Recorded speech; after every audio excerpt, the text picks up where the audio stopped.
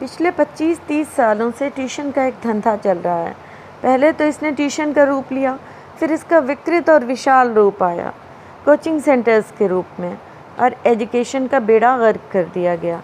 पता नहीं क्यों पेरेंट्स पागल रहते हैं बच्चों को ट्यूशन कोचिंग भेजने के लिए। हालांकि उसमें पैसा, एनर्जी और सबसे बढ़कर वक्त ख़राब हो जाता है बच्चों का। सेल्फ स्टडी कहाँ कर पाते हैं बच्चे। पूरा साल खर्च करके बच्चे अगर कुछ सीख भी लेते हैं तो भी एग्ज़ाम सर पर आ जाते हैं और सीखी हुई चीज़ को सोखने का वक्त बच्चों को मिल नहीं पाता है।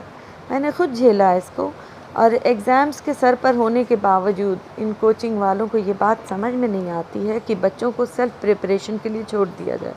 कहने को तो ये लोग कह देते हैं कि अब आप लोग अपनी तैयारी खुद करिए, लेकिन क्या शुरू में इस बारे में इन्होंने कोई स्ट्रेटजी बनाई होती है कि एग्ज़ाम्स के कुछ महीने पहले तक बच्चों को इतना सिखा दिया जाएगा कि बाकी वक्त में वो उसे सोख सकें।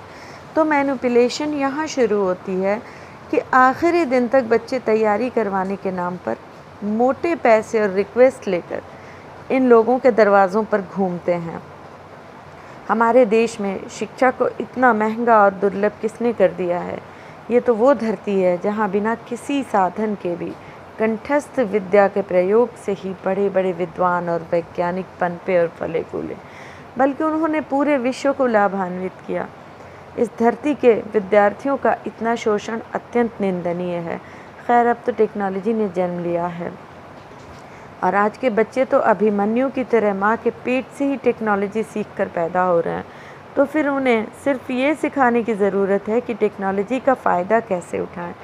आजकल तो यूट्यूब और गूगल पर हर सब्जेक्ट्स के हज़ारों कंटेंट्स मिल जाते हैं, तो आप उससे कुछ सीखिए ना। अपने बुक्स को बार बार पढ़िए और जो कंसेप्ट्स हैं वो यूट्यूब वीडियोस से समझने की कोशिश करिए।